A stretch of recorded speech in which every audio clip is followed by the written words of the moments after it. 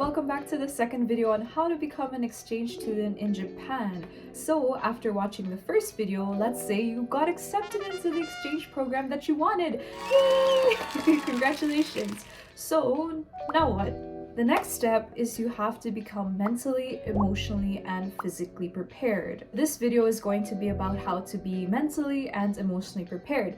And I put this before being physically prepared just because I believe it is just as important, or maybe even more important, than actually being physically prepared to go on exchange. So why is preparing mentally and emotionally important? Well, to start off, your mental health is what actually helps you to process information and your experiences. And on the other hand, your emotional health will help you to process, well, your emotions. So if you can manage what helps you to process information and experiences as well as your emotions very effectively before you even leave, then that will help you to have as great and as amazing of a time as possible and allow you to be at your 100% so you can realize your full potential and enjoy all the experiences you can while you are on your exchange. This is why I believe being mentally and emotionally prepared is just as important as being physically prepared. So let's get right to it on how you can prepare mentally and emotionally for your exchange. So what does being prepared mean, and why is that part important?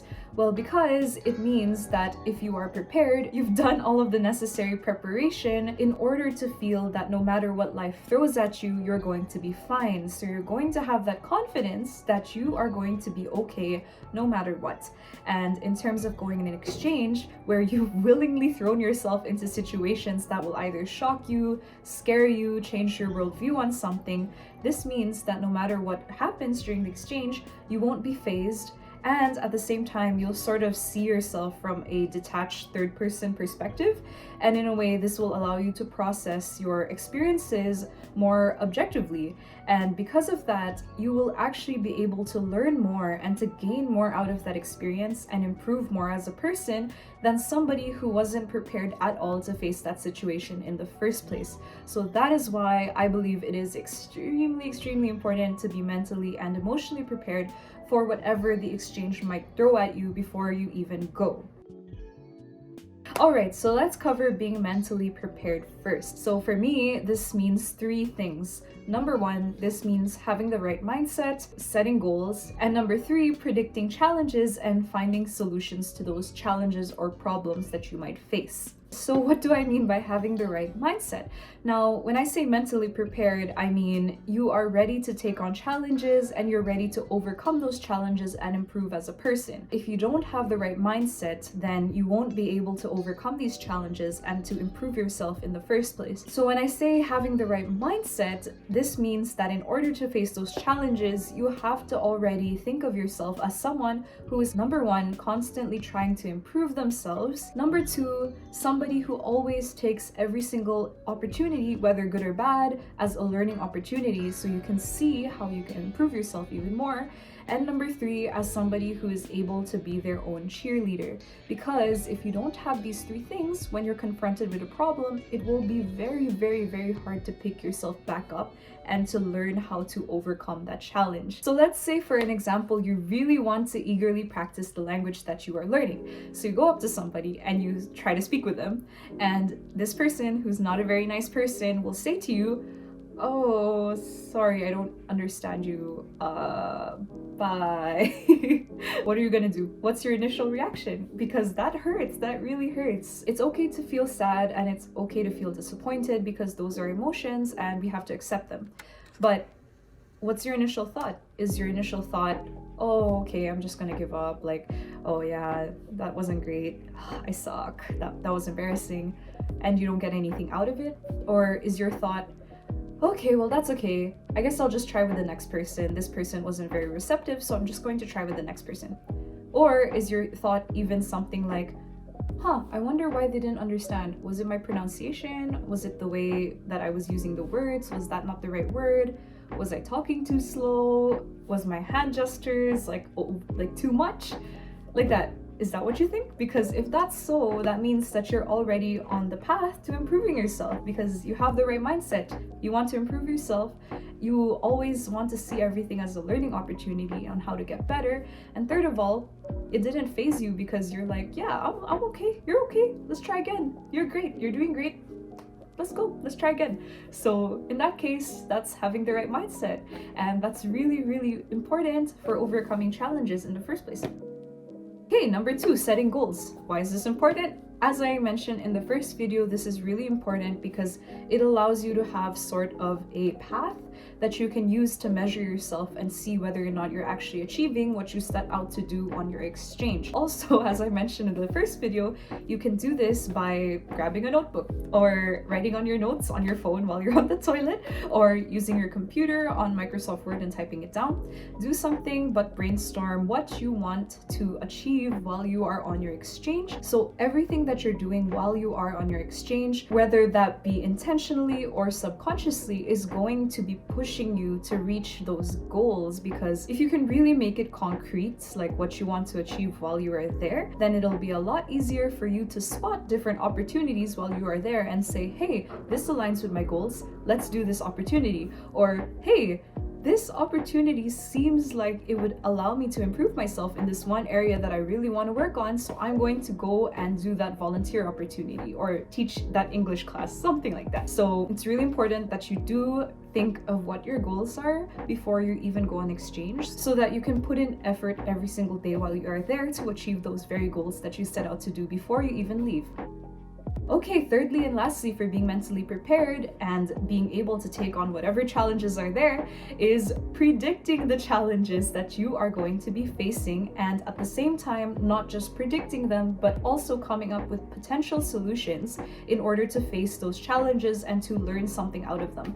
So, for example, one potential challenge that you might have while you are there that you might not even think of is the weather. How are you going to prepare for that? Another potential challenge that you might face is people being not very friendly to you because you are from a certain country, which is so unfortunate, but it happens. Or if you know that you struggle with mental illness, are you going to bring the right medication while you're there, because you might run out? What are you going to do if that happens? Another potential challenge might be you find out you're allergic to something. What are you gonna do? You're actually going to be faced with a lot of different challenges while you are on exchange, and because of that, you have to know how you're going to solve that, so when that time comes, you're not going to be like, what is happening? But instead you're going to be like, I prepared for this. Yeah, okay, I think I'm okay. Instead, you know, you're going to be facing a lot of challenges, and if you can plan for that before you even leave the country, then that's better. And that is what I believe is the third step in being mentally prepared. Okay, so being emotionally prepared. This one is a bit of a more difficult topic just because everyone is so different, honestly, in terms of managing emotions. For myself, I wasn't even able to manage my emotions that well until I was in university, so yeah. But mostly what people do struggle with, I think, especially going abroad, is homesickness. There are many different ways that you can help yourself to understand your emotions that you're going through while you're on exchange, especially if you're feeling homesick. One of them, and this can be preemptive before you even leave, is to give yourself ample time to say goodbye to the people that you love and care about in your home country. The second thing you can do is to have some form of communication with the people back home. This is a bit tricky just because having too much communication can actually heighten your feelings of homesickness. Try and figure out what works best for you, but for me, that was talking to my family at least twice a month. Another way of coping with homesickness is actually to just bring pictures with you. Another way is to bring food with you from your country so that you can still eat things that you're familiar with. Actually, there's a really useful graph that, there it is. So basically, this is the trend that you will see most people will experience. Some people will have it in varying lengths. So some people might have this section for 6 weeks. Some people might have this section for 6 months.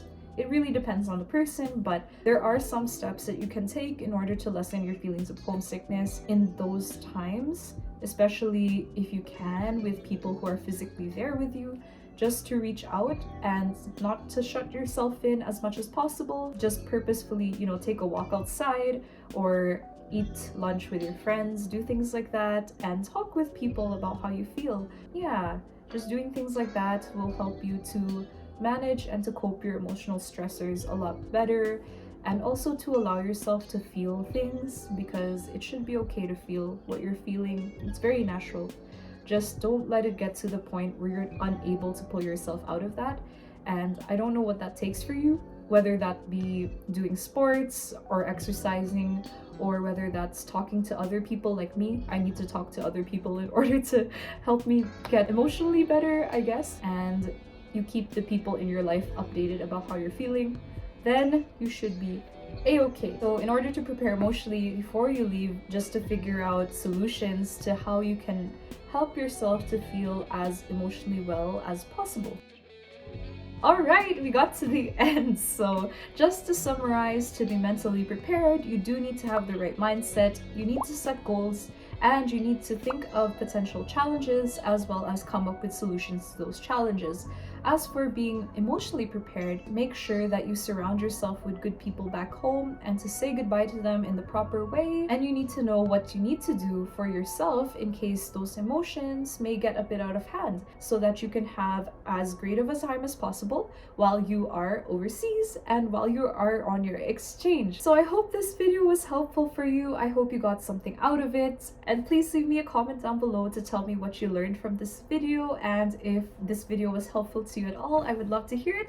So thank you so much for watching. As always, keep in touch for my next video next week, and I will see you again soon. Please like, subscribe, and comment, and let me know what you think. Bye! See you next time. Matane. Bye bye!